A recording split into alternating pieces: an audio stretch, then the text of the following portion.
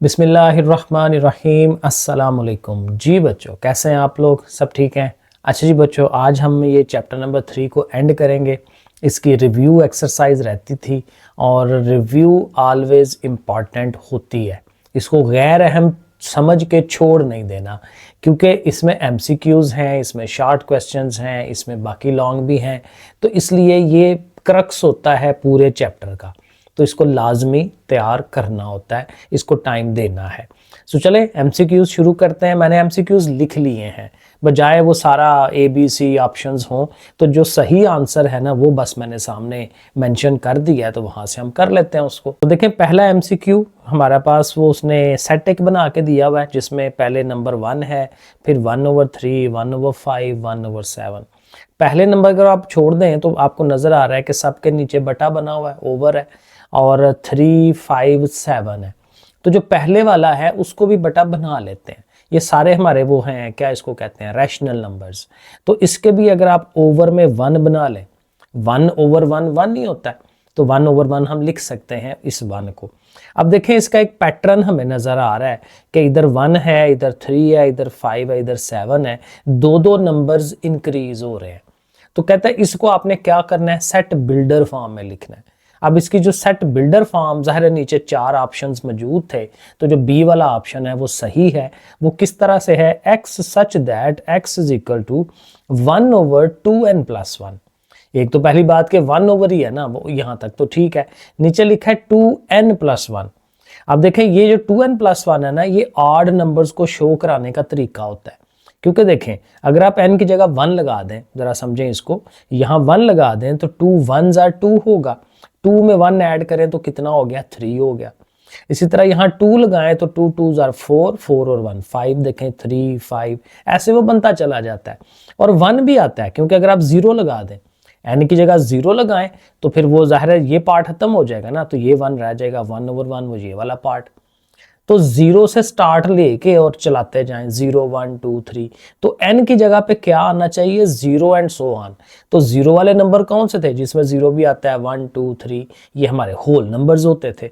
तो यहाँ पे हम होल नंबर्स लिखेंगे कि n जो है वो बिलोंग करता है होल नंबर से। तो बस ठीक है, ये बिल्कुल परफेक्ट उसने बनाया हुआ है। तो वो जो ऑप्शंस हैं उनमें बी वाला ऑप्शन जो है ये ठीक है। आगे चलें, सेकंड जो एमसीक्यू है, उसने ए सेट दिया हुआ है, एम्प्टी खाली सेट है, और उसका कहता है कि पावर सेट ऑफ ए बनाए, यानी इस एम्प्टी सेट का पावर सेट बनाए, तो वो क्या बनेगा। तो वो ये होता है, पावर सेट में क्या होता है, जितने भी सबसेट्स होते हैं उनको एक बड़े सेट के अंदर इकट्ठा कर देते हैं। अब यहाँ पे चूंकि है ही यही, इसका जो सबसेट है वो यही है, यही एम्प्टी सेट। तो इसी एम्प्टी सेट को, ये जरा देखें, एम्प्टी सेट को दोबारा एक सेट के अंदर हम लिख देते हैं, तो ये उसका पावर सेट हो जाता है। तो बजाय इस तरह लिखने के चाहे ऐसे लिख लें, क्योंकि ये भी तो सेट के अंदर एम्प्टी सेट है। तो फिर ये कौन सा ऑप्शन था वहां पे, सी वाला। तो सी वाले ऑप्शन को हम टिक कर लेंगे। तो ये हमारा दूसरा भी हो गया एमसीक्यू। तीसरा एमसीक्यू देखें, इफ यूनिवर्सल सेट है 1 2 3 4 5, ए सेट है 1 2 3 और बी सेट है 3 4 5। अब कहता है u minus A intersection b जो है वो आपने देखना है क्या आता है। अब इसमें 2-3 चीजें हैं, तो कंफ्यूज नहीं होना, बड़ा इजी है। पहले आप ब्रैकेट वाली चीज देख लें, सेट्स उसने दिए हुए, तो a इंटरसेक्शन b, ये देखें इन दोनों का इंटरसेक्शन, तो कॉमन क्या है, सिर्फ 3, इंटरसेक्शन यही है कॉमन। अब ये 3 जो है वो इसकी जगह पे है, तो यूनिवर्सल में से उस 3 को माइनस करना है, निकाल देना है। यूनिवर्सल आपके सामने है और 3 को चूंकि निकालना है, तो 3 कट जाएगा, पीछे 1 2 4 एंड 5, तो वो आप नीचे ऑप्शंस देख लें। तो ये 1 2 4 5 जो है ये हमारा ए वाला ऑप्शन था उसके अंदर। तो देखें बड़े आराम से ये हो जाता है। आगे 4 वाले में, if A and B are overlapping sets, आपको पढ़ाया था ओवरलैपिंग सेट कौन से होते हैं, जिनमें कुछ ना कुछ कॉमन होता है, इसीलिए वो ओवरलैप कर रहे होते हैं। ऐसे करके उनकी जो वेन डायग्राम बनती है ना, वो इस तरह से कुछ हिस्सा उनका एक दूसरे के ऊपर चढ़ रहा होता है, ठीक है ना। तो ये ओवरलैपिंग होते हैं। तो कहते हैं ए और बी अगर ओवरलैपिंग है, then N of A minus B, यानी ए में से बी को अगर आप माइनस कर दें, पहली बात तो ये जब माइनस करते हैं तो क्या होता है, जो कॉमन है वो कट जाते हैं और जो पहले वाला सेट है उसके एलिमेंट्स रह जाते हैं, ठीक है ना, माइनस करवाते हैं, माइनस कराते हैं, जो एक जैसे निकल गए, जो पीछे रह गए ए वाले में से जो पहले वाला है वो हम आंसर दे रहे होते हैं। तो वो हमने आंसर देना है। तो वो देखें, ये उसने डी वाला ऑप्शन जो दिया हुआ था ये सही है। क्यों? क्योंकि उसमें देखें कॉमन वाले, देखें एन ऑफ उनका कॉमन इंटरसेक्शन, जाहिर है जो कॉमन होगा। अब देखें इसकी मिसाल ना यहाँ से समझ लें, ये एग्जाम्पल के तौर पे इसको ले लेते हैं। ए और बी का कॉमन क्या है? 3 वाला, ठीक है। अब 3 जो है वो एक एलिमेंट है, ठीक है, वो निकाल दिया जाए ए में से। अब जाहिर है ये ए सेट है, ए सेट में कितने एलिमेंट हैं? टोटल 3, उनमें से एक एलिमेंट ये निकल गया जो कॉमन वाला था, तो पीछे कितने रह गए? 2 रह गए। तो देखें हमने यही किया, n A minus n of A intersection B, कि जो एन ए था टोटल ये वाला ए वाला, उसके नंबर ऑफ एलिमेंट्स, उसमें से जो कॉमन वाला है वो आप माइनस करा दें। तो ये कॉमन वाला माइनस हो रहा है, तो माइनस में भी यही चक्कर है। देखना जब आप माइनस कराएंगे तो 3 कट जाएगा, पीछे ये दोनों रह जाएंगे। तो इधर भी हम यही कर रहे हैं कि जो उनका इंटरसेक्शन है वो एक्चुअल ए में से निकाल दें। तो यही काम वो हो रहा होता है। तो ये डी वाला आंसर बिल्कुल ठीक है। आगे जो 5th वाला है, 5वां, उसमें कह रहा है A is a subset of B. A B का सबसेट है। सबसेट होता है छोटा, बी होगा बड़ा। बी को हम कहते हैं सुपर सेट, यानी बी में कुछ एलिमेंट्स होंगे जो ए में नहीं होंगे। फॉर एग्जांपल बी होगा 1 से लेके 5 तक और ए होगा 1 से लेके 3 तक, तो उसमें 4 और 5 एक्स्ट्रा होंगे बी के अंदर। बी बड़ा सेट है। ओके, कहता है बी माइनस ए, फिर जाहिर है एम्प्टी नहीं आता, जाहिर है कुछ ना कुछ बचेगा। बी में से ए निकाल रहे हैं ना, बी बड़ा है तो बी में कुछ बच गया, जैसे 4 और 5 में कह रहा हूं। Then N of B minus A, मानी वो जो बी माइनस ए किया है उसके नंबर ऑफ एलिमेंट्स कितने होंगे? तो जाहिर है कुछ ना कुछ तो होने हैं, 2 3 4 जो पीछे बचता है, क्योंकि बी बड़ा है। अब वो किसके बराबर होगा? वो यहीं से आपका फार्मूला बन जाता है, n B minus n A, यानी कि बी के जो एलिमेंट्स हैं, एन का मतलब होता है number of elements, number of elements in B. B के अंदर कितने रुकन थे, कितने एलिमेंट थे? फॉर एग्जांपल 10 थे, उसमें से ए में एलिमेंट थे 8, तो वो माइनस कर देंगे तो पीछे 2 रह जाएंगे। तो ये फार्मूला यही बन जाता है, बिल्कुल सही वाला। ये डी आंसर इसका ओके है। और आगे 6 वाला है, if number of elements in A union B, A और बी को यूनाइट करें, इकट्ठा करें, और उसके अंदर जो एलिमेंट्स हैं वो कितने हैं? 50। फिर ए सेट के अंदर एलिमेंट्स हैं 30 और बी सेट के अंदर एलिमेंट्स हैं 35, 35। तो हमें क्या फाइंड करना है? N of A intersection B, कि उनके कॉमन में क्या है। तो ये अगर आपको याद हो तो ये यूनियन भी हो, इंटरसेक्शन भी हो, ए और बी भी दिया हो, तो ये हमने फार्मूला पीछे पढ़ा था, ये था principle of inclusion and exclusion.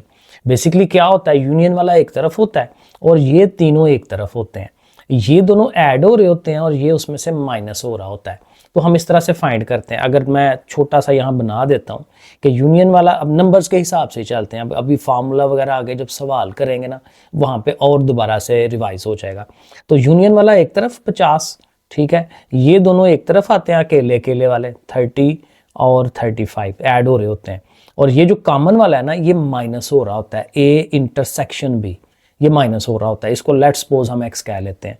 अब देखें यहाँ पे क्या करना है, ये दोनों एक्स माइनस का है ना, इसको उठा के उधर ले जाएं, एक्स इधर चला गया, ये दोनों ऐड हो रहे हैं, ये 65 हो गया, और ये 50 उठ के इधर आना है तो इसने माइनस का हो जाना है। तो 65 में से 50 निकालेंगे 15, तो देखें इसका आंसर 15 ऐसे आ जाता है।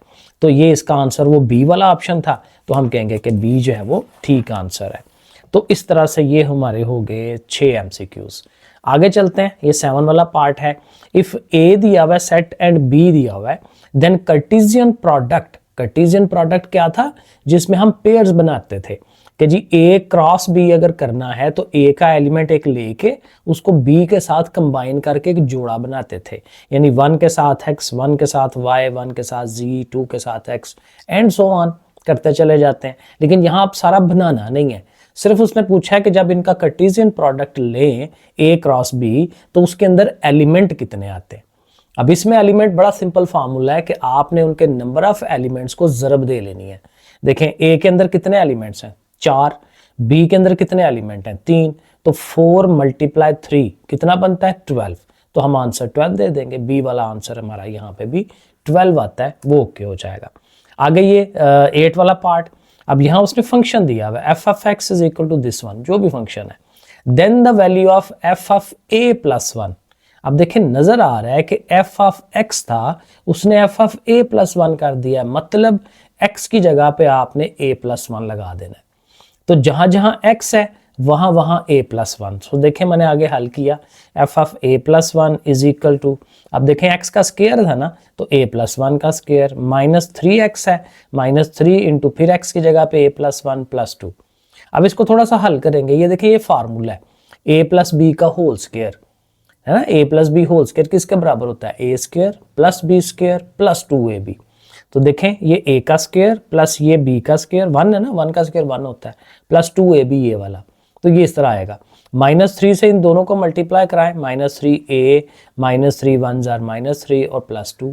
अब देखें a स्क्वायर रहेगा ऐसे ही, प्लस 2a में से -3a करेंगे तो -a रह जाएगा, 2 में से -3 करें -1 आता है, और 1 ये और 2 ये, 3 में से 3 निकाल दें 0, तो ये पार्ट रह जाता है। तो ये अब मैंने लिखा नहीं कौन सा वाला पोर्शन है, जब किताब आएगी आप चेक कर लीजिएगा। तो इसका आंसर ए स्क्वायर माइनस ए होता है। आगे आई एक्स वाला 9 वाला पार्ट है, इसमें भी एफ ऑफ एक्स दिया हुआ है और फिर एफ ऑफ एक्स की वैल्यू दी हुई है, यानी ये जो एफ ऑफ एक्स होगा ना इसकी जगह हम 28 लिख लेंगे। तो कहता है एक्स फाइंड करें, तो बड़ा इजी है, इसकी जगह पे 28, आगे 3x प्लस 1 वैसे ही, प्लस 1 उठा के उधर लेके जाएंगे तो माइनस होगा ना, 28 में से 1 निकाल दें 27, और फिर 3 इधर मल्टीप्लाई है उधर जाके डिवाइड करेगा, 3 9s are 27, तो सीधा करके लिख लें x इज इक्वल टू 9। तो ये भी एक MCQ है हमारा 9 वाला। और लास्ट वाला MCQ जो है ये सेट्स के मुतल्लिक है। यहाँ पे वो कहता है जी ए सेट दिया हुआ है, बी सेट दिया हुआ है, और यहाँ पे फंक्शन उसने बनाया है फ्रॉम ए टू बी, यानी कि जब कार्टेशियन प्रोडक्ट लिया होगा ए क्रॉस बी लिया होगा, ठीक है, इस तरह से।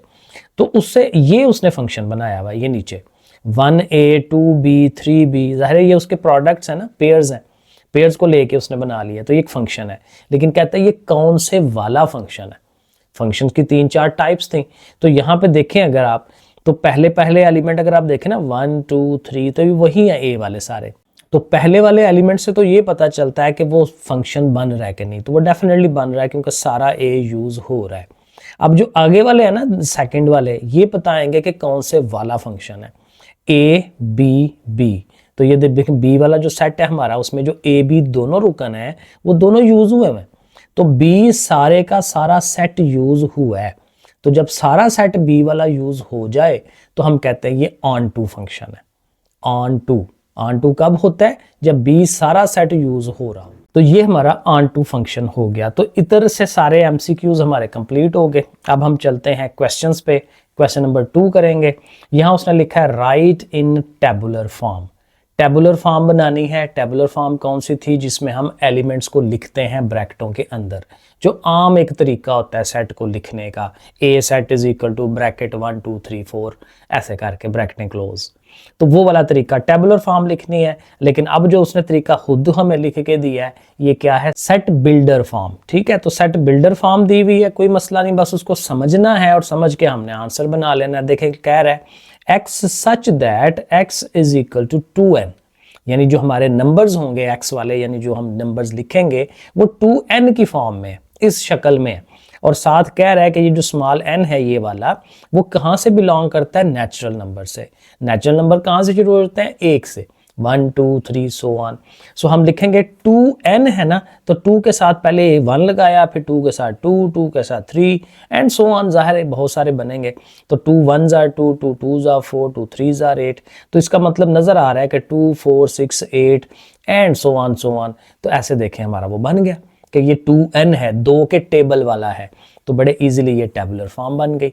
सेकंड वाले को पढ़ लेते हैं। x such that x is equal to 2m plus 1। अब इस शक्ल में है और ये मुझे देखते ही नजर आ रहा है कि ये इसके वो बनने हैं ऑड नंबर्स। हाली 2n हो तो इवन बनते हैं और 2n प्लस 1 हो तो वो ऑड बनते हैं। पीछे भी हमने एक पहला MCQ यही किया था। और फिर कहता है कि m जो है वो भी नेचुरल नंबर से ही बिलोंग करता है, तो वही दोबारा हमने तरीका लिख देना है। 2m प्लस 1 है ना, तो m की जगह पे पहले 1 लगाते हैं, नेचुरल नंबर का 1, फिर उसकी जगह 2 लगाएं, फिर 3 लगाएं, कॉमे लगा के जैसे सेट की शक्ल बनाते हैं वो भी साथ बना लेते हैं। अब इसको हल कर लें। 2 1s are 2, 2 और 1 3, 2 2s are 4, 4 और 1 5, 2 3 ज़ा 6 एंड 7। अब देखें 3 5 7 9, तो ये ऑड नंबर्स बन रहे हैं, बस 1 नहीं आया, तो बाकी सारे वो ऑड नंबर्स का एक पैटर्न जो बन रहा है वो ठीक हो गया ऐसे करके। जो थर्ड वाला है x such that x is equal to 11n। अब यहाँ n के साथ 11 से मल्टीप्लाई उसने होना है, और n बिलोंग करता है w से, और w आपको पता है होल नंबर 0 से शुरू होते हैं, तो 0 भी आएगा। And n is less then 11, कि आपने 11 से छोटे छोटे नंबर्स को यूज करना है, तो 0 से लेके 10 तक। तो फिर जहां जहां n है वहां पे पहले देखें 0, फिर 1, फिर 2, फिर 3 और 10 तक जाना है। 11 0 ज़ार 0 होगा, 11 1 ज़ार 11 n, और 11 का पहाड़ा पढ़ते जाएंगे, और 11 10 ज़ार, क्योंकि यहाँ एंड हो रहा है, 11 10 ज़ार 110। तो इस तरह से करके ये भी टेबुलर फॉर्म बन जाएगी। और आगे कहता है x such that x is belongs to E कौन से थे? Even numbers. ये मक्खी एक तंग कर रही है मुझे, भाग जाओ, एक ही मक्खी है वो भी आगे पीछे। ओके, तो ई है even numbers, and x is less then 6 and greater then 4। अब देखें 4 और 6 के दरमियान, 4 और 6 खुद इवन है, तो उन दोनों के दरमियान कौन सा इवन होना है? कोई भी नहीं। तो इसलिए इसका आंसर देखें एम्प्टी सेट होगा खाली, क्योंकि इवन नंबर होना चाहिए और वो 4 और 6 के दरमियान में होना चाहिए, तो वो तो कोई भी नहीं है, तो इसका आंसर इतना ही होगा। तो ये हमारा 4 वाला पार्ट भी हो गया। आगे चलते हैं, 5 वाला पार्ट सामने करते हैं, इसको पढ़ते हैं। x such that x belongs to o मतलब ऑड नंबर्स जो होते हैं, and x is less than 7 and greater than and equal to, 7 से छोटा और 5 से बड़ा और उसके बराबर भी, 7 बराबर भी है, तो 5 और 7, लेकिन 5 शामिल होगा और ऑड होना चाहिए, तो 5 ऑड ही है, तो 5 शामिल कर लेंगे, 5 के अगला 8 तो 7 होता है, तो 7 तो उसमें शामिल करना नहीं है क्योंकि 7 से लेसर रहना है, तो इसका मतलब 5, क्योंकि ये उसने नीचे बता दिया ना कि इक्वल टू भी है उसके, तो 5 भी शामिल है, तो 5 चले आ गया हमारे पास, तो 1 नंबर मिल गया, तो इसको हम एज ए सेट बना देंगे उसको, तो ये भी हो गया। आगे चलें 6 वाला part, x such that x belongs to q कौन सा था? Rational number.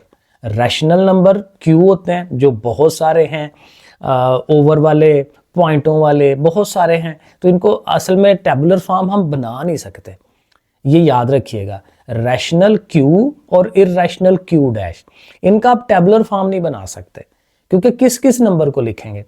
नेचुरल नंबर लिख लिए 1 से लेके ज़ाहिर है सो ऑन, होल नंबर्स लिख लिए 0 1 2, और जी को भी लिख लिया क्योंकि उसमें प्लस के माइनस के 0 सब आते हैं, तो रैशनल और इररैशनल को हम नहीं लिख पाते, तो ऐसे ही रहने देंगे। लेकिन बहरहाल साथ उसने इन्फॉर्मेशन दी है, x square is equal to 2। अब ये इन्फॉर्मेशन है, तो इसको थोड़ा हल करके देखते हैं, क्योंकि x है ना हमारा नंबर, तो ये तो x स्क्वायर है, तो x बनाएं इसका, x square is equal to 2 है, तो ज़ाहिर है स्क्वायर का अपोजिट क्या होता है? स्क्वायर रूट, तो दोनों तरफ स्क्वायर रूट लेंगे तो इधर से तो स्क्वायर कट जाएगा ना, तो इधर आ गया स्क्वायर रूट। अब 2 के ऊपर जो स्क्वायर रूट होता है ये रैशनल है कि इररैशनल है? ये हमने शुरू में पढ़ा था कि 2 के ऊपर जब स्क्वायर रूट आ जाता है तो ये इररैशनल हो जाता है, ये q डैश से बिलोंग करता है। हमें क्या चाहिए? q वाले नंबर, तो जो एक नंबर आया हमारे पास वो भी इररैशनल है, तो दैट मीन्स कि हमारा जो आंसर होगा वो एम्प्टी सेट होगा, क्योंकि जो एक नंबर आ रहा है वो रैशनल ही नहीं है, तो फिर इसको हम एम्प्टी सेट आंसर दे देंगे। आगे ये 7 वाला पार्ट है, x such that x belongs to q, यहाँ पे भी रैशनल नंबर है, and x is equal to minus x. अब बड़े मजे का काम है, x जो है वो माइनस एक्स के बराबर हो, मतलब मैं अपने नेगेटिव के बराबर हूँ, 3 अपने -3 के बराबर हो, मैंने जैसे लिखा भी है 3 इज इक्वल टू -3। अब ऐसे हो सकता है कि 3 और -3 आपस में बराबर हो, तो बराबर तो नहीं ना हो सकते। इसी तरह कोई और भी चीज, तो अपने नेगेटिव के अपने आप बराबर नहीं हो सकते ना, तो ये सारे अगेन कोई नंबर भी नहीं आ सकता, हाँ 0 आ सकता है, क्योंकि 0 को आप माइनस भी करेंगे तो रहेगा तो 0 ही, तो इसलिए आप ये कह सकते हैं हाँ लो जी भाई 0 आता है, तो 0 उसके सेट में बना दे, क्योंकि 0 भी तो रैशनल नंबर का हिस्सा है, तो 0 आ सकता है, उसके अलावा कोई नंबर नहीं आ सकता। यहाँ उसने पॉजिटिव होना है या नेगेटिव होना है। तो बहरहाल 8 वाला part, x such that x belongs to r क्या है? Real numbers. रियल नंबर कौन थे? रैशनल और इररैशनल दोनों को इकट्ठा कर दे, रैशनल और इररैशनल इकट्ठे करेंगे तो क्या होता है? Real number. तो कहता है x belongs to real number and x is does not belong to q dash. Q dash से बिलोंग ना करे, क्यू डैश कौन था, इर्रेशनल, इर्रेशनल से बिलोंग ना करे तो फिर किससे करेगा, रैशनल से। रियल नंबर में रैशनल और इर्रेशनल ही होते हैं बस। तो अगर इर्रेशनल को नहीं लेना तो फिर पीछे क्या रह गया, रैशनल रह गया, तो हम आंसर देंगे भाई रैशनल नंबर, ठीक है ना, जो पीछे रह गया वही होना चाहिए। तो ये भी हमारा 8वां पार्ट हो गया। लो जी, तो ये कुछ थोड़ा सा थ्योरेटिकल और टेबुलर फॉर्म बनानी थी उसकी, तो वो हमने कर लिया। अब क्वेश्चन नंबर 3 में आ जाते हैं। यहाँ उसने यूनिवर्सल सेट दिया हुआ है 1 से लेकर 10 तक एलिमेंट। ए जो है सेट 2 4 6 इवन नंबर्स, और जो बी है वो 1 से लेकर 5 तक है, और सी जो है वो ऑड नंबर्स हैं 1 3 5 7 9। ओके हो गया। List the members of each of the following sets, तो ये नीचे जो उसने सेट्स दिए हुए हैं कहता है ये फाइंड करके दें। तो बड़ा इजी है, छोटा सा काम है, पहले किया हुआ है। ए डैश कैसे फाइंड करते हैं, यूनिवर्सल माइनस ए, जिसका भी डैश लेना है उसको यूनिवर्सल में से माइनस कर दें। तो यूनिवर्सल वाले सेट को लिखें, माइनस आगे ए वाले सेट को लिखें। अब माइनस का यही मतलब है जो एक जैसे हैं वो कट जाते हैं। सो 2 यहाँ से, 2 इधर से, 4 4 6 एंड 6, ठीक है। आपको करने की जरूरत नहीं है, लेकिन मैं समझा रहा हूँ कि ऐसे होता है। तो ऐसे काट दें और जो रह जाएगा वो आंसर, जो इधर रह जाएगा शुरू वाले में, तो 1 रह गया, 3 रह गया, 5 7 9, तो ऐसे करके ए डैश बन जाता है। इसी तरह बी डैश है, वो भी आपके सामने हुआ है, यू माइनस बी करना है, यू माइनस बी। अब 1 से लेके 5 तक ये कट जाएंगे इधर से, और 6 से लेके 10 तक जो है वो आ जाएंगे। ये हो गया। ए यूनियन बी करना है, हम पहले किया हुआ, बड़ा इजी, ए लिखें यूनियन। अब ये स्टेप्स हैं, मेन काम ये होता है कि आपको स्टेप्स बनाने आने चाहिए, स्टेप गलत ना करें, क्योंकि वो फिर नंबर मिलने मुश्किल हो जाते हैं पेपर में से। तो देखें, बराबर का निशान लगाएं, पूरा सेट लिखें, यूनियन, फिर आगे बी को लिखें, फिर अगले स्टेप में उसका आंसर दें, इक्वल टू का साइन ज़रूर साथ साथ लगाते जाएं। तो ऐसे वो ज़रा स्टेप बनाने चाहिए। आगे ए माइनस बी है, तो उसी तरह से पहले ए सेट माइनस बी सेट। अब ज़ाहिर है जो कटता है वो ज़रूर कटवाना है, 2 और 4, ये देखें 2 और 4 कटता है, और जो ए वाले में बचा है वो लिखना है। पीछे भी मैं यही समझा रहा था कि ए वाले में जो बच रहा है 6 8 10 वो लिखना है, इधर जो बचा है वो नहीं लिखना, बी वाले वाला वो छोड़ देना है। तो ये ए माइनस बी हो गया हमारा। ओके, आगे भी और छोटी छोटी चीज़ें उसने पूछी हुई हैं। अब आगे जैसे ए इंटरसेक्शन सी है, वो आपके सामने है, जो कॉमन होगा। ये मैंने क्या किया करते करते मैं गलत कर जाता हूँ।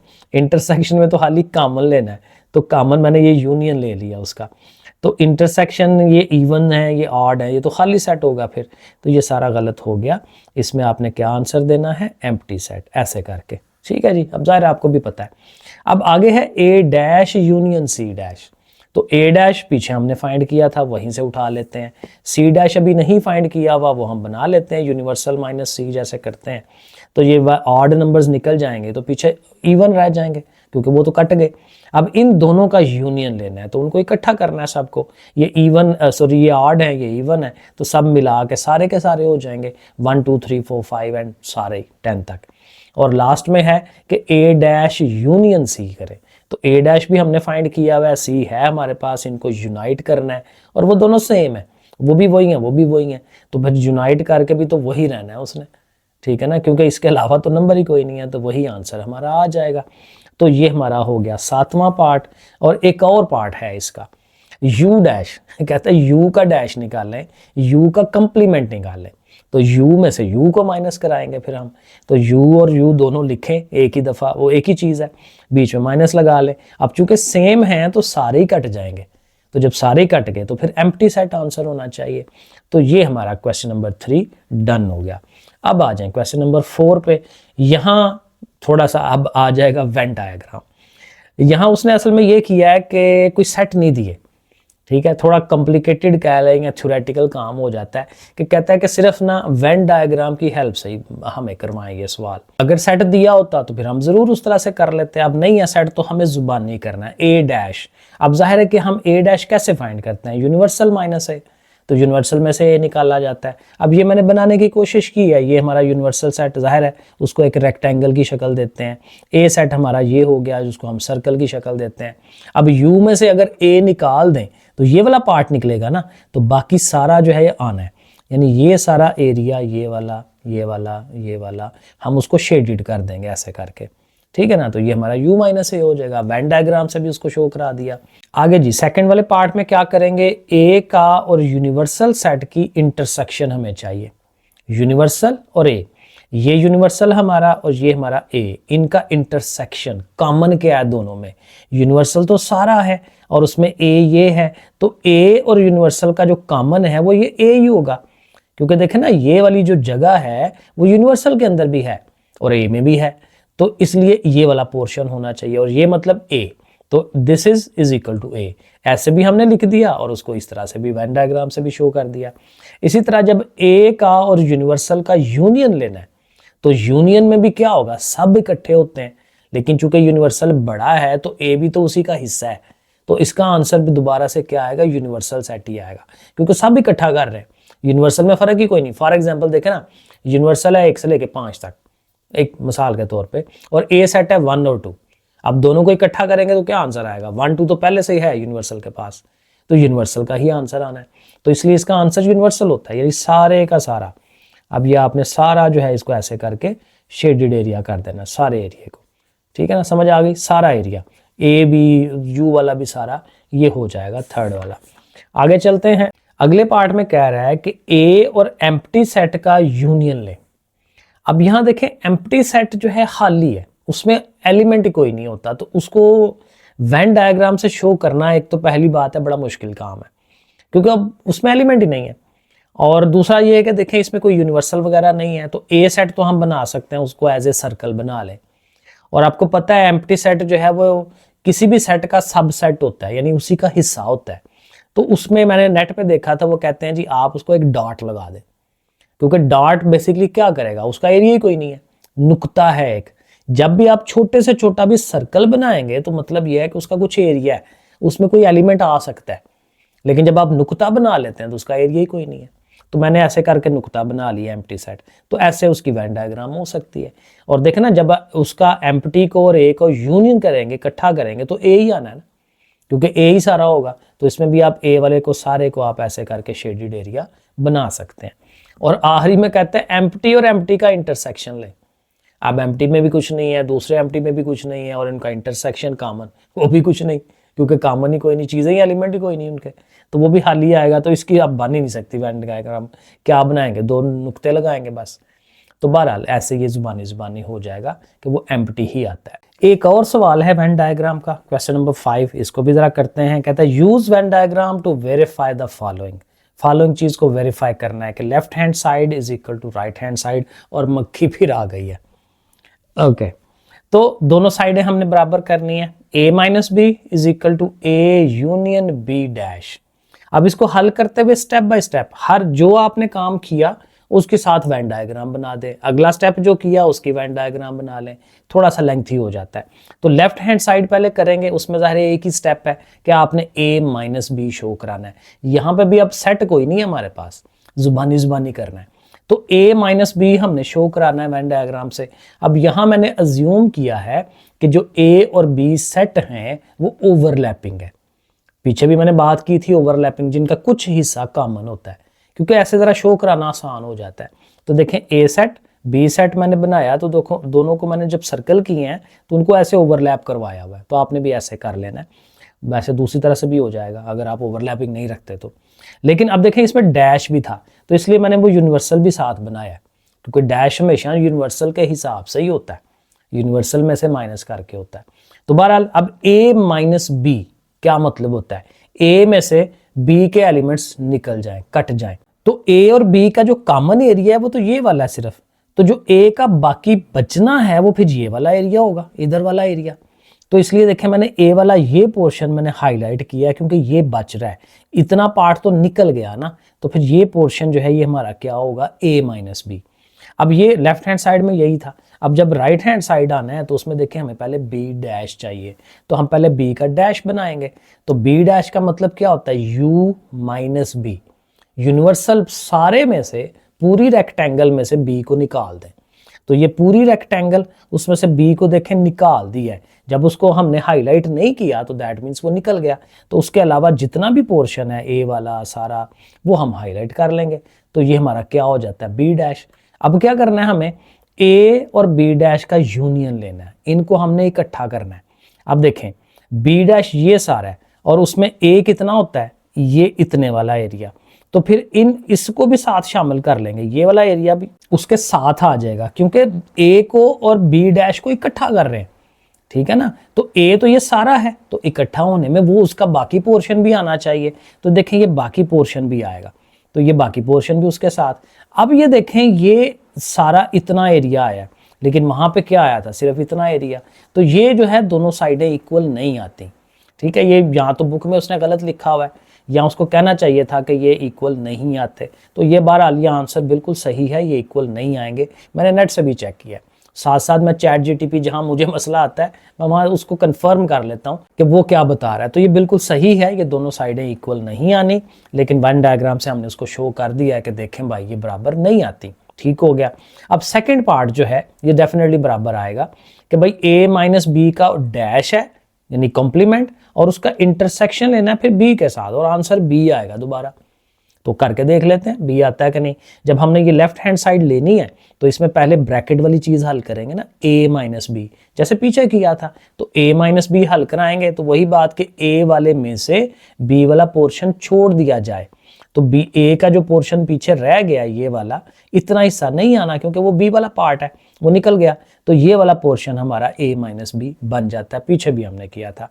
अब इस ए माइनस बी का हमें डैश चाहिए, यानी सारे यूनिवर्सल में से इतना हिस्सा छोड़ दिया जाए, तो जब इतना हिस्सा छोड़ देंगे तो ये वाला बी वाला पोर्शन और ये वाला सारा पोर्शन वो आ जाएगा, वो देखें, ठीक है ना, बी का सारा पोर्शन वो, अब देखना इसको छोड़ा गया है, ये वाली चीज है इसको छोड़ा जा रहा है क्योंकि इसी का तो कॉम्प्लीमेंट ले रहे हैं, ठीक है, तो इसको छोड़ के बाकी सारा एरिया आ गया, तो इधर तक पहुंच के अब आगे क्या करना है, a माइनस बी डैश का हमने इंटरसेक्शन लेना है b के साथ।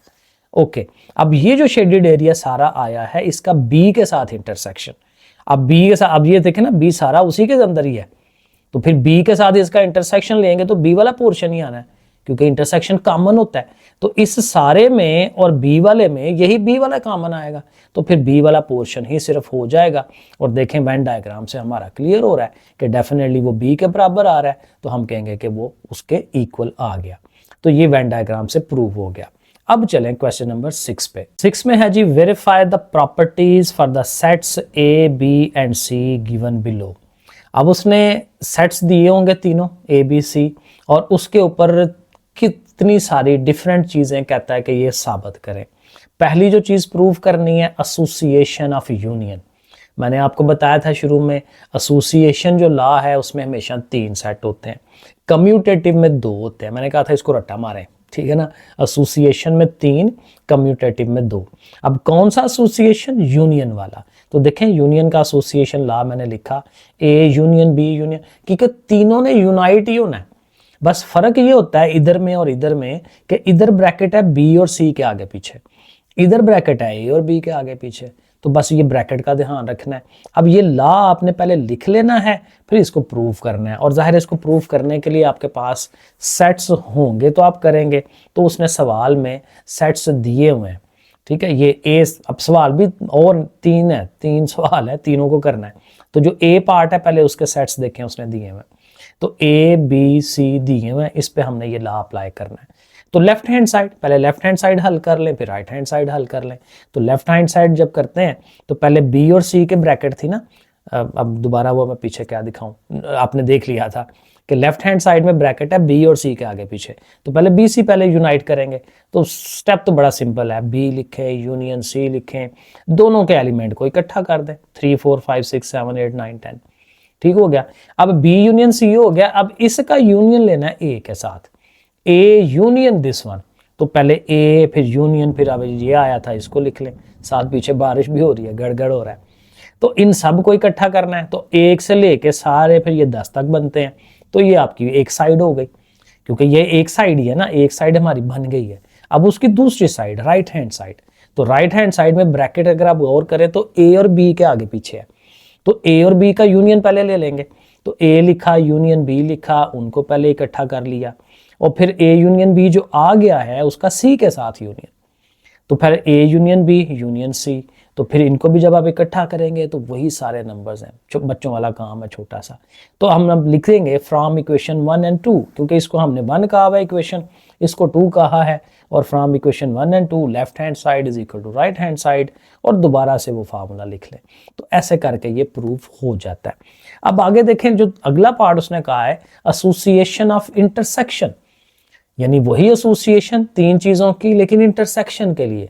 पीछे हमने यूनियन के लिए किया, तो अब इंटरसेक्शन, अब ये आप खुद कर सकते हैं, फार्मूला मैंने लिख दिया है एग्जैक्टली पिछले स्टेप्स कि पहले आप बी इंटरसेक्शन सी ले लें, उसका आंसर जो आएगा वो ए के साथ इंटरसेक्शन कर लें, वो आपकी लेफ्ट हैंड साइड हो गई है। फिर राइट हैंड साइड में पहले आप ये करेंगे एंड सो ऑन। एग्जैक्ट वही चीज कॉपी करनी है, इंशाल्लाह आप कर लेंगे, क्योंकि ये बहुत बोरिंग काम था, लिखी जाओ लिखी जाओ।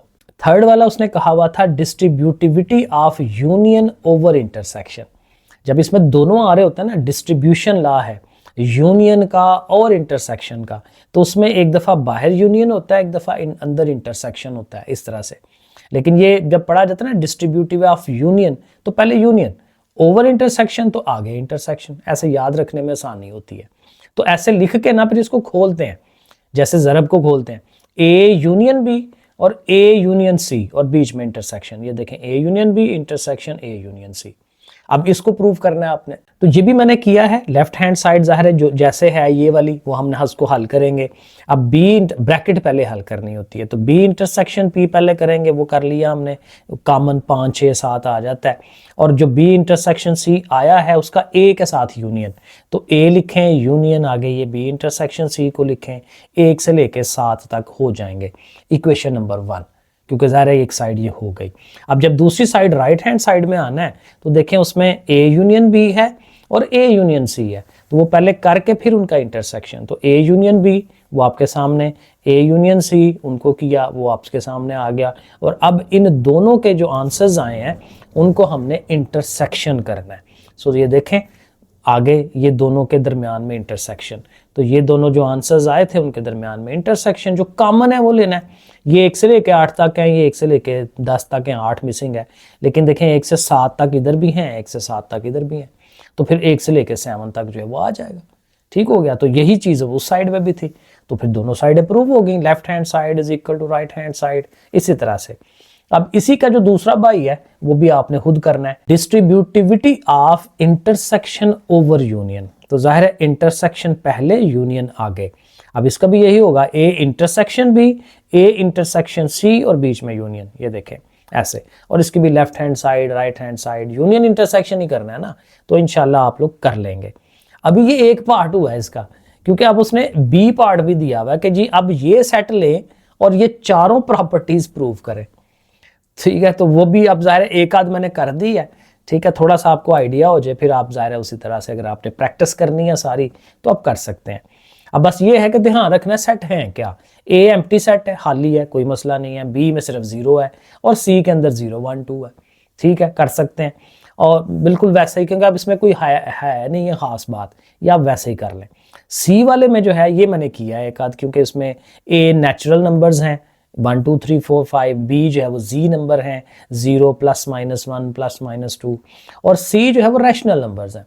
और रैशनल नंबर मैंने बताया था कि उसको हम ज़ाहिर है सेट की शक्ल में नहीं लिख सकते, ऐसे ही बस लिखेंगे, टेबुलर फॉर्म में नहीं आएगा।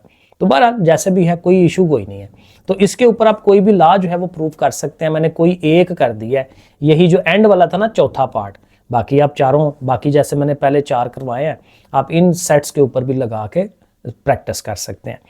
ठीक है, वो फिर वही बात है, वीडियो बहुत लंबी हो जाएगी और बनाते हुए भी बहुत टाइम लग जाता है, तो ये खुद आपने करनी है प्रैक्टिस। तो ये वाला पार्ट मैंने कर दिया है। देखें इसकी लेफ्ट हैंड साइड, इसमें पहले ब्रैकेट वाली चीज़ बी यूनियन सी हम करेंगे, तो बी को लिखें यूनियन सी को लिखें, सी वाला ज़ाहिर है क्यू है।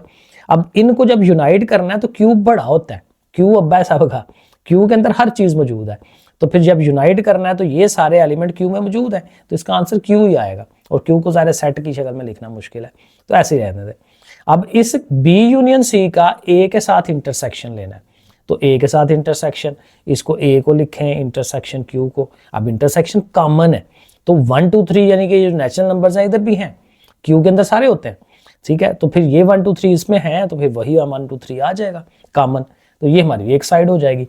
तो जब दूसरी साइड हल करने लगना है वहां पे पहले ए इंटरसेक्शन बी वो आप लिखें, इंटरसेक्शन कॉमन 1 2 3 इधर भी है प्लस वाला, वो प्लस वाला 1 2 3 आ जाएगा।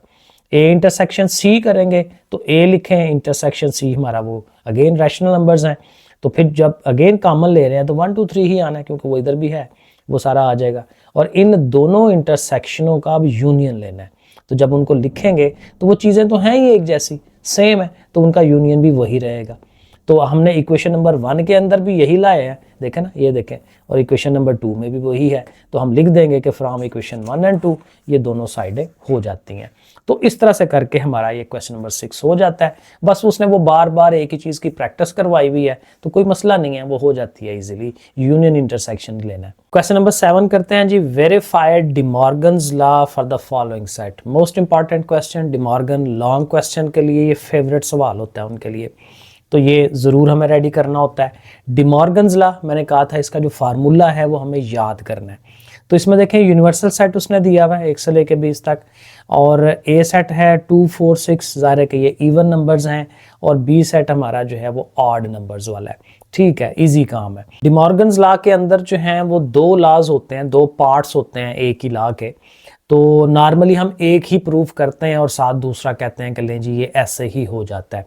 सो कोई एक लिख लें, ए इंटरसेक्शन बी का dash is equal to A dash union B dash. अगर यहाँ यूनियन करते हैं तो फिर इधर इंटरसेक्शन करना होता है, इसी तरह से ये 2 बनते हैं। तो बहरहाल इस वाले को मैं प्रूफ करने लगा हूँ, सेकंड पार्ट आपने खुद कर लेना है। लेफ्ट हैंड साइड, ज़ाहिर है ये वाली साइड हमने हल करनी है, तो इसमें ब्रैकेट में क्या है, ए इंटरसेक्शन बी, वो हम लिखेंगे ए इंटरसेक्शन बी। अब ज़ाहिर है दोनों में कुछ भी कॉमन नहीं है क्योंकि वो इवन नंबर्स हैं, वो ऑड नंबर्स हैं, तो दोनों का एम्प्टी सेट हम लिख देंगे। इसी तरह से अब इसका हमें डैश चाहिए, ए इंटरसेक्शन बी का डैश, तो यूनिवर्सल में से ए इंटरसेक्शन बी को माइनस कराएंगे, ये स्टेप लिखना है। यूनिवर्सल को लिखेंगे minus A intersection B, empty आया है वो एम्प्टी उसके साथ लिख देते हैं। अब ज़ाहिर है एम्प्टी इसमें से कुछ भी नहीं निकलना, तो जब कुछ भी नहीं निकलना तो वही सारा कुछ एज इट इज़ आएगा 1 से लेके 20 तक, यहाँ पे एंड पे 20 लिख लें, ठीक है ना, 1 से लेके 20 तक। तो ये हमारी लेफ्ट हैंड साइड हो जाती है। जब राइट हैंड साइड में आना है तो हमें ए डैश अलहदा से चाहिए, बी डैश अलहदा से चाहिए, तो ए डैश यूनिवर्सल माइनस ए, तो यूनिवर्सल को लिखेंगे माइनस ए को लिखेंगे। अब ये इवन नंबर्स हैं तो इवन कट जाएंगे, पीछे ऑड रह जाएंगे, 1 3 5 एंड सो ऑन 19 तक। और इसी तरह से बी डैश बनेगा, बी डैश भी आपके सामने मौजूद है, यू माइनस बी, तो यूनिवर्सल माइनस बी। बी हमारा ऑड नंबर्स हैं, ऑड नंबर कटेंगे तो इवन रह जाएंगे, इवन को लिख लेते हैं। अब क्या करना है, इन दोनों डैशेस का यूनियन लेना है। तो दोनों आंसर्स जो लिए हैं, एक ऑड नंबर एक इवन नंबर, दोनों का यूनियन करेंगे तो ऑड और इवन मिलके सारे हो जाएंगे, क्योंकि देखें 1 2 3 4 5 6 एंड सो ऑन 20 तक वो सारे नंबर बन जाते हैं। तो जो पहला पार्ट आया था लेफ्ट हैंड साइड का वो भी यही आंसर था, तो हम लिख देंगे from equation 1 and 2 left hand side is equal to right hand side, या जो प्रूव करने लगे थे वो लिख देंगे। तो यहाँ तक एक पार्ट। अब जो दूसरा पार्ट है वो मैंने लिख दिया है, इसको आप डू योरसेल्फ कर लें, खुद से प्रैक्टिस करनी है इसकी, करें आप। आगे question number 8, consider the set P। P set कौन सा है, X such that X is equal to 5M। ठीक है, 5M जैसे शुरू में था, और M belongs to natural numbers. ठीक है, हम इसको बना लेते हैं, और इसी तरह से Q है, यहाँ पे 5M था, यहाँ पे 2M है, तो ये 5 का टेबल है, ये 2 का टेबल है, और जाहिर है ये M जो है अगेन नेचुरल नंबर से बिलोंग करते हैं। और छोटा सा एक काम करना है कि P और Q का हमें ये क्या इसको कहते हैं, इंटरसेक्शन फाइंड करना है। तो ओके है, तो चूंकि P वाला 5 का मल्टीपल था तो 5 into 1 5 into 2 5 into 3 and so on, क्योंकि इसकी एंडिंग नहीं दी उसने ना, तो 5 10 15 ऐसे ज़रब दे के वो लिख लेंगे। Q का 2 इंटू 1 2 इंटू 2, क्योंकि ज़ाहिर है वो 2M है, तो वो 2 1 ज़ा 2 2 2 ज़ा 4 2 3 ज़ा 6 एंड सो ऑन। तो ये हमारा P बन गया, ये हमारा Q आ गया। तो इन दोनों का अब हमें क्या करना है, इंटरसेक्शन। तो चलें इसका इंटरसेक्शन कर लेते हैं, ये आपके सामने आ गया। सो ये P इंटरसेक्शन Q। अब ज़रा थोड़ा सा गौर कर लेना कि क्या कॉमन हो सकता है। ये वाला जो काम है ये इवन है, नज़र आ रहा है 2 4 6 8, यहाँ से देख लें कि कौन सा इवन है। जो इवन्स हैं वो लिख लेते हैं। 5 तो ऑड है ना, उसके बाद 10 है तो 10 आएगा, 15 15 के बाद 20 आता है 20 आएगा, क्योंकि 2 के टेबल पर डिवाइड होने वाले, तो 10 20 30 ऐसे एक पैटर्न बन जाएगा। तो ये हमारा वो इंटरसेक्शन हो गया। तो 8 वाला क्वेश्चन इजी था, छोटा सवाल। क्वेश्चन नंबर 9, इसमें कहता है from suitable properties of union and intersection, कहता है मुनासिब जो भी आपको प्रॉपर्टी मुनासिब लगती है यूनियन और इंटरसेक्शन की वो यूज करें और ये प्रूव करें कि ये साइड और ये साइड बराबर है। तो इजी है, मुश्किल कोई नहीं है, जुबानी वाला ही काम है, थ्योरेटिकल, क्योंकि इसमें भी सेट दिए हुए नहीं है। तो हमने लेफ्ट हैंड साइड जो भी है वो ले लेनी है, A intersection A union B, वो आप लिख लें। अगर आप गौर करें इसमें तो ये डिस्ट्रीब्यूटिव प्रॉपर्टी है, क्योंकि मैंने बताया था दोनों आ जाते हैं, यूनियन भी और इंटरसेक्शन भी। तो ये इंटरसेक्शन अंदर यूनियन, तो दोनों आ रहे हैं। तो जब दोनों आ रहे हैं तो फिर इसका मतलब डिस्ट्रीब्यूशन। तो डिस्ट्रीब्यूशन कैसे करते हैं, ए इंटरसेक्शन ए और ए इंटरसेक्शन बी, ये देखें A intersection A intersection B, और दरमियान में क्या लगाते हैं, जो इधर होता है यूनियन, वो यूनियन लिख दें। अब ये बना लिया। अब यहां गौर करें तो ये ए इंटरसेक्शन ए है, ए को कॉमन लेना है ए के साथ, तो अपने आप के साथ ही कॉमन, यानी वही सारा कुछ। तो ए इंटरसेक्शन ए ही आता है। 1 2 3 4 5 1 2 3 4 5 दोनों का सेम 1 2 3 4 5 वही आएगा, ए ही आएगा। तो ए और ए का इंटरसेक्शन ए ही होता है। वो देखे मैंने लिखा, पहले बताया कि हाँ भाई वो ए ही होता है। सो इसकी जगह पे अब ए आ जाएगा। तो देखें इसकी जगह पे हमने ए लिख दिया, आगे यूनियन, आगे ये ए इंटरसेक्शन भी, ठीक है। तो ये, और इधर से यही चीज प्रूव कर रहे थे ना, लेफ्ट हैंड साइड वो आ रही थी, तो इज इक्वल टू इसके आ गई, तो यही हमारी राइट हैंड साइड है। तो दोनों साइडें इक्वल बन गई। तो एक छोटा सा काम, यानी क्या किया हमने, इसको लिया, इसकी प्रॉपर्टी डिस्ट्रीब्यूटिव की खोली और साथ कहा कि ये ए के बराबर है, और वो लिखा तो वो ऑटोमेटिकली प्रूव हो गया। तो 2 स्टेप्स का काम था इसके अंदर। इसी तरह इसका जो सेकंड पार्ट है वो भी ऐसा ही होगा। सेकंड पार्ट लिखें, इधर भी इसकी जो लेफ्ट हैंड साइड है इस पे डिस्ट्रीब्यूटिव प्रॉपर्टी लग रही है, इसको हम एक्सपेंड करेंगे, ए यूनियन ए और ए यूनियन बी, वो हम लिखा, और ये इंटरसेक्शन को बीच में लिख लिया। अब जैसे ए इंटरसेक्शन ए भी ए आया था, इसी तरह से ए और ए का जो यूनियन है वो भी ए ही आना है। तो इसलिए ए यूनियन ए के बराबर है, तो इसकी जगह पे आपने ए लिख देना है, आगे इंटरसेक्शन इसको लिख देना है। तो अगेन ये दूसरी साइड बन जाती है, तो ये भी प्रूव हो जाता है। तो एग्जैक्ट सेम स्टेप के तरीके से होना इन्होंने। Question number 10, if g of x is equal to this one, s of x is equal to this one, find these things। अब ये मेरे लिए, मुझे बहुत इजी लगता है, मेरा फेवरेट है इस तरह का काम, जहां वैल्यूज पुट करानी है, आंसर आ जाना है। तो बहरहाल अब कहता है g0 फाइंड करें, तो जाहिर है कि g वाला जो फंक्शन है वहां x की जगह पे 0 लगाना है। तो g वाले फंक्शन को लिखें, x की जगह पे 0 0 पुट कराएं। अब 7 0 0 और -2 सिर्फ रह जाएगा, तो g0 is equal to -2। Simple सा काम है। इसी तरह g-1 उसने कहा है, तो फिर x की जगह पे हमने -1 पुट करा देना है। 7 × -1 -7, -7 -2 कितना हो गया, -9। तो देखें इजी काम है। उसके बाद भी उसने कुछ पूछा होगा, वो भी हम करते हैं। ये वाला, सॉरी वो कैमरा हिल जाता है। ओके, ये आ गया जी। तो g of x this one, अब x की जगह पे -5/3 लगाना है। ये अभी मैंने क्रॉस लगा दिया था गलती से, तो -5/3 लगाया। अब यहाँ x की जगह पे भी -5/3 एंड सो ऑन। अब इसको जरा हल करें, 7 5 मल्टीप्लाई होंगे, ऊपर मल्टीप्लाई होते हैं, तो ये 35 हो गया। नीचे 3 है और साथ ये -2 आ गया। अब अगेन अगर आपके पास अच्छा कैलकुलेटर है डायरेक्ट आप लिख सकते हैं, वरना एलसीएम ले लें। एलसीएम भी ईजी होता है कि ये 3 ओवर में है वही एलसीएम, ये 3 इससे मल्टीप्लाई हो के आएगा, और इसका ऊपर वाला जो है वो एज इट इज आ जाता है। -35 -6 ये मिलके हो जाएगा -41, साथ साथ गड़गड़ हो ही जा रहा है। ओके, सो ये इस वाले पार्ट का भी आंसर हो गया। अब जो 4 वाला पार्ट है उसमें s वाले फंक्शन पे जा रहा है, s1 फाइंड करें।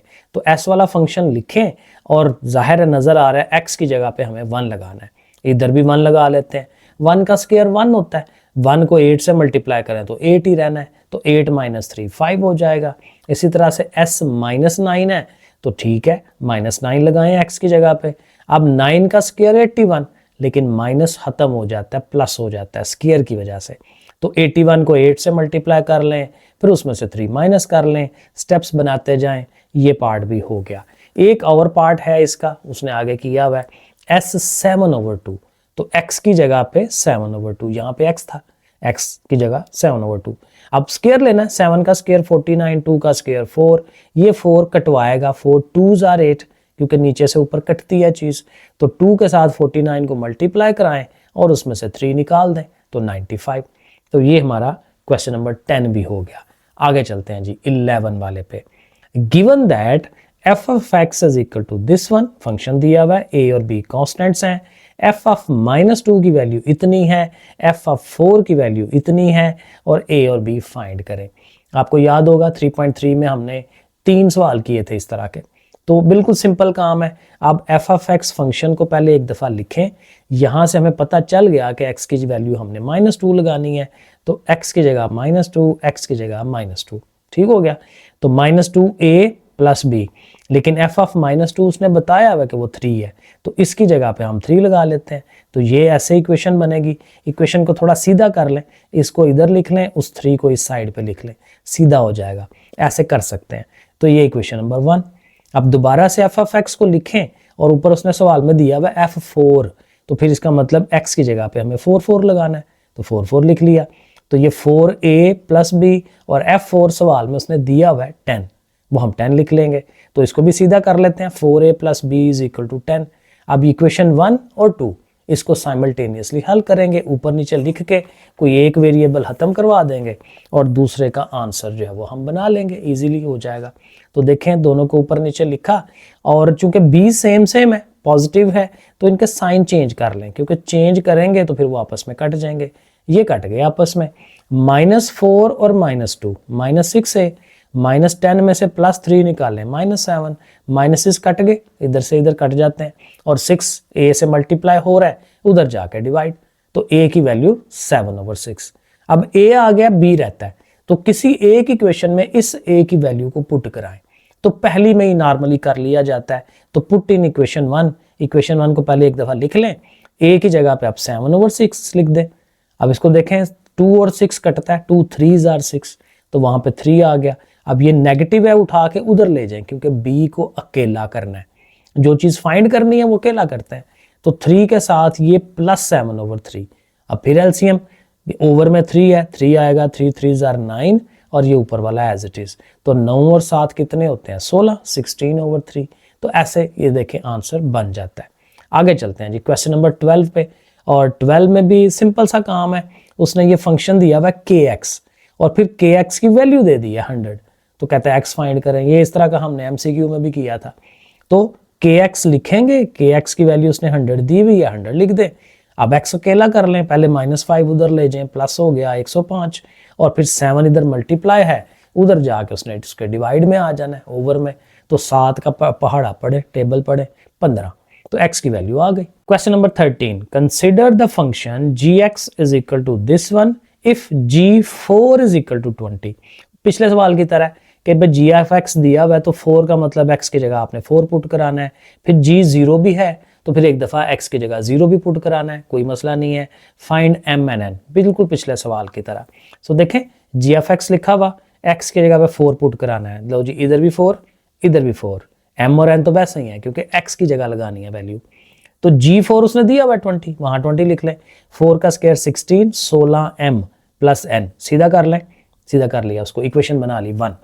फिर जी एफ एक्स दोबारा लिखें, अब x की जगह पे 0 पुट कराना है, तो जहां जहां x है वहां 0, लेकिन 0 पुट कराने से ये होगा कि m से मल्टीप्लाई हो रहा होता है, तो m जब 0 से मल्टीप्लाई में खत्म हो गया, तो सिर्फ n रह जाएगा इधर, और g0 उसने सवाल में दिया हुआ है 5, तो n डायरेक्टली हमें पता चल गया कि 5 है, वो हल और नहीं करना पड़ा उसको। तो n की वैल्यू ये जो 5 है, इसको उठा के यहाँ पुट करा दें, तो वो आ जाएगा, फिर m भी आ जाएगा। तो देखें n की जगह पे, ये देखें फिर मैंने गलत कर दिया, कहीं ना कहीं थोड़ी सी मिस्टेक कर जाता हूँ। ओके, तो n 5 आया ना, तो n की जगह हमें 5 लगाना है, 0 नहीं लगाना, तो 5 लगा लिया। अब 5 जब ये ज़रा गलत हो जाएगा, 5 उधर जाके 20 में से माइनस होना है, प्लस है ना, तो कितना हो जाएगा 15, यानी 16m is equal to 20 minus 5, यानी कि 15 हो गया 16m, और m फिर की वैल्यू कितना आगे आ गई 15/16। ठीक है, ऐसे करके, ज़ाहिर है कहीं मैं भी इंसान हूँ ना, तो कहीं ना कहीं मिस्टेक हो जाती है। तो जहाँ मिस्टेक हो जाए आप खुद सही कर लिया करें और साथ मुझे भी बता दिया करें कि यहाँ पे गलत हो गया। अब ये देखना फ़ायदा हो जाता है, एक दफ़ा मैं लिख लेता हूँ और जब मैं कर रहा होता हूँ तो करते करते फिर वो मिस्टेक पता चल जाती है। और पेपरों में भी तो ऐसे ही होता है, जब आप पेपर एक दफ़ा कर लेते हैं तो दोबारा उसको चेक करना होता है, कहीं ना कहीं को मिस्टेक हो जाती है तो उसको बंदा सही कर लेता है, नंबर और बेहतर हो जाते हैं। तो बहरहाल ऐसे करते हैं। Question number 14, a shopping mall has 100 product from various categories labelled 1 to 100। कहता है एक शॉपिंग मॉल है, उसमें चीज़ें पड़ी हुई हैं, 100 चीज़ें पड़ी हुई हैं टोटल, और उनके ऊपर नंबरिंग हमने की हुई है, 1 2 3 4 100 तक नंबरिंग की हुई है। फिर आगे कहता है कि उसमें ना अब 3 कैटेगरीज हैं, ये उसने बताई हुई हैं कि तीन सेट बनाने हैं, ए बी सी। सेट ए के अंदर सिर्फ इलेक्ट्रॉनिक्स की चीज़ें हैं, मोबाइल हो जाते हैं या उसके चार्जर हो गए या कुछ और हो गया, ठीक है। इलेक्ट्रॉनिक्स की चीज़ें हैं वो 30 हैं, 30, और उनके ऊपर लेबलिंग की हुई है 1 से लेके 30 तक। जो सेट बी होगा वो क्लोथिंग है, कपड़ों की वाली चीज़ें हैं, वो 25 प्रोडक्ट हैं और उनके ऊपर 31 से लेके 55 तक लिखा हुआ है, वो 25 ही बनती हैं। और फिर आखिरी जो सी सेट है उसमें ब्यूटी प्रोडक्ट्स हैं, ठीक है, खवातीन की लोशन ये वो लिपस्टिक वगैरह। तो ब्यूटी प्रोडक्ट वो 25 हैं और वो 76 से लेके 100 तक है।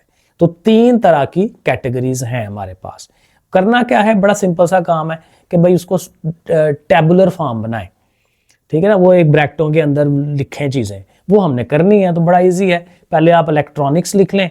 तो इलेक्ट्रॉनिक्स आपको पता है उसने 1 से लेकर 30 तक लगा हुआ है, तो जाहिर है 1 से लेकर 30 तक हम 1 2 3 4 5 लिख देंगे 30 तक, तो ये उसका सेट बन जाएगा। इसी तरह क्लोथिंग जो है बस आपने ये देखना है कि वो 31 से ऑनवर्ड है, तो 31 32 और कहाँ तक 55 तक जाना है।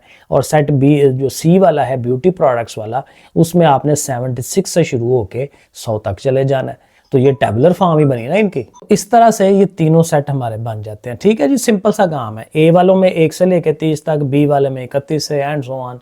ईजी सा काम है, टेबुलर फॉर्म बन गई। अब आखिर पे उसने ये कहा है भाई तीनों का यूनियन ले लें, तो वो भी कोई मसला नहीं है। A union B union C, A को लिखें यूनियन बी यूनियन सी, और ये प्रॉपर गिनती है, तो 1 से लेकर 100 तक जो है उनका यूनियन हो जाना है। तो ये बड़ा सिंपल काम था 14 वाला क्वेश्चन।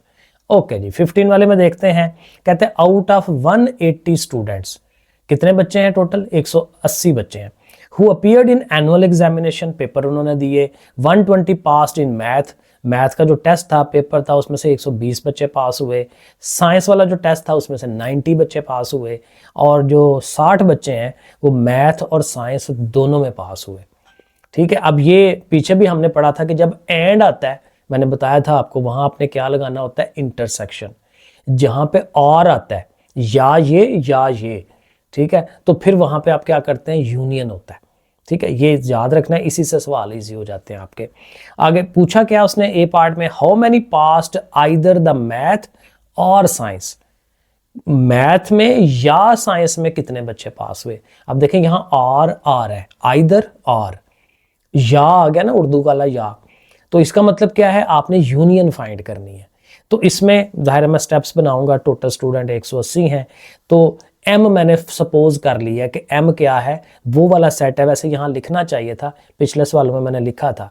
पहले इमेजिन करते हैं ना कि एम क्या है, सेट ऑफ स्टूडेंट्स, ऐसे करके लिख लें जरा एक दफा ना, set of students who passed, ठीक है, मैथ टेस्ट, ऐसे करके। इसी तरह जो दूसरा वो साइंस का था, तो ऐसे ही set of student who passed science test, ठीक है ना, ऐसे करके आपने इसको लिख देना है। तो एम और एस पहले डिफाइन कर लें फिर आगे लिखें, क्योंकि ये होता है एन ऑफ एम, कि जो मैथ वाले जो बच्चों वाला जो सेट था उसमें एलिमेंट कितने हैं, तो जाहिर है उसमें कितने बच्चे हैं, 120, तो ये एन उसके साथ आता है, एन मतलब नंबर ऑफ एलिमेंट्स, ये याद रखना है। तो इसी तरह जो साइंस वाला सेट है उसके अंदर एलिमेंट्स कितने हैं, 90 है, 90 हैं उसके, 90 बच्चों ने पास किया है। और फिर जो इंटरसेक्शन वाला था कि भाई दोनों टेस्ट पास किए हैं, मैथ भी और साइंस भी, तो उसके जो बच्चे हैं नंबर ऑफ एलिमेंट्स वो कितने हैं, 60 है। और हमें यूनियन फाइंड करना है, आइदर आर मैंने बताया था ना, वो फाइंड करना है। अब इसका फार्मूला हमने शुरू में पढ़ा था, वो पिछली एक्सरसाइज में भी पढ़ा था। इसको हम फार्मूले को कहते हैं इंक्लूजन एंड एक्सक्लूजन। ये वो वाला फार्मूला होता है कि यूनियन एक तरफ होता है, अकेले अकेले प्लस होते हैं, और इंटरसेक्शन वाला माइनस होता है। इसको याद रखना है, याद करना है, फार्मूला बहुत इंपॉर्टेंट है। तो नंबर ऑफ मैथ वाले जो बच्चे हैं जो पास हुए वो लिखेंगे 120, ये साइंस वाले जो बच्चे पास हुए हैं 90, और जो कॉमन वाला है उसमें से निकालना है, 60 को निकाल देना है। तो जब 120 और 90 210 होंगे, उसमें से 60 निकाल दें 150, यानी 150 वो बच्चे हैं जो या तो साइंस में से पास हुए हैं या फिर किस में से पास हुए हैं, मैथ में से पास हुए हैं।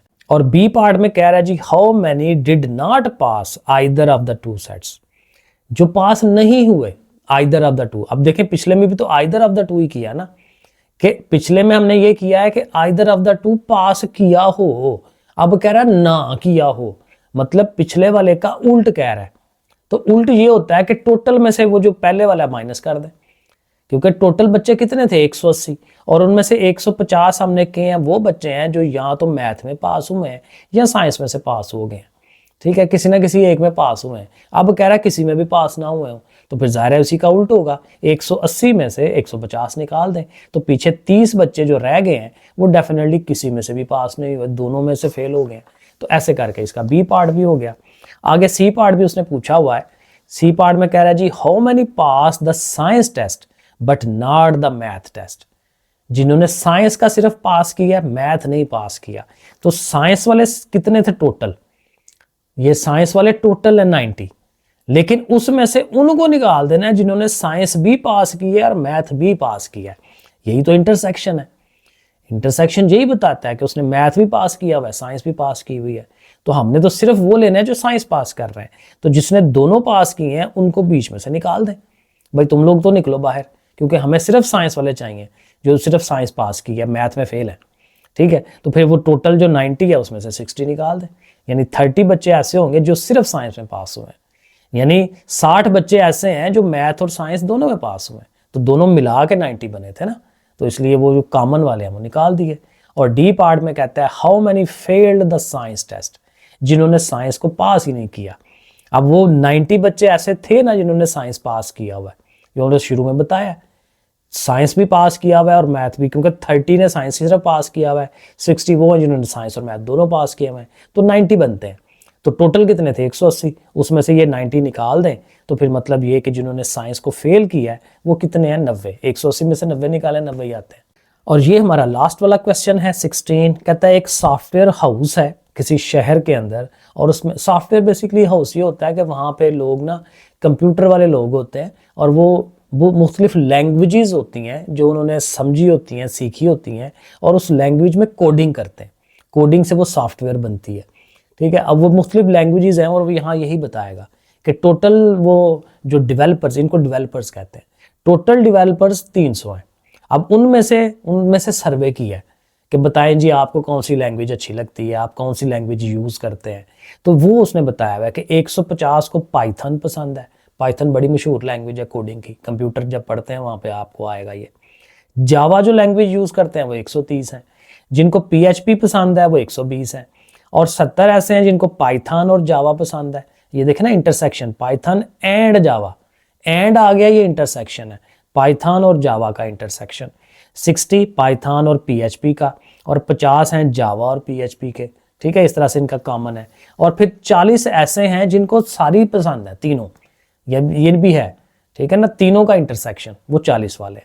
तो क्या करना है, how many developers use at least one of the these languages, कि कितने डेवलपर्स ऐसे हैं जो कम से कम एक यूज करते हो।